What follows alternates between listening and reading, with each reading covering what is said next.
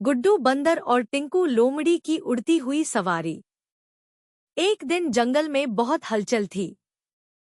गुड्डू बंदर ने सुना कि आसमान में उड़ने वाला जादुई पतंग जंगल में कहीं छुपा हुआ है।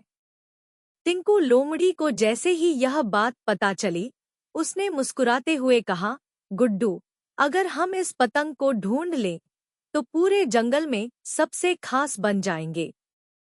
गुड्डू ने जोश में कहा, चलो इसे खोजते हैं। सोचो, अगर हम इसे पकड़ लें तो हम भी उड़ सकते हैं।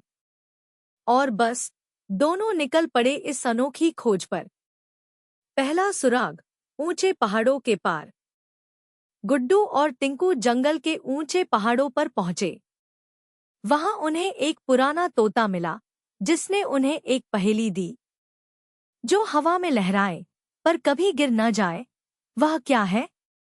टिंकू ने तुरंत जवाब दिया, पतंग।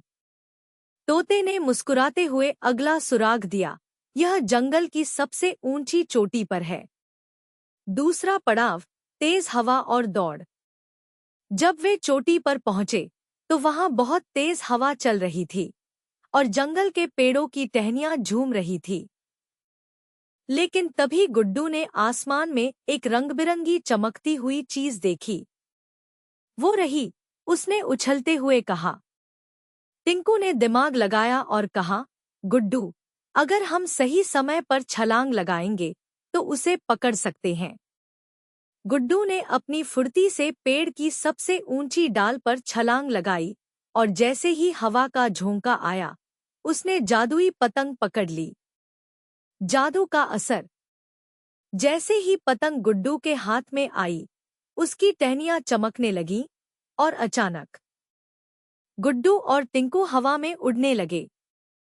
सारा जंगल नीचे से देख रहा था। जानवरों ने तालियां बजाईं और दोनों उड़ते उड़ते पूरे जंगल में चक्कर लगा आए।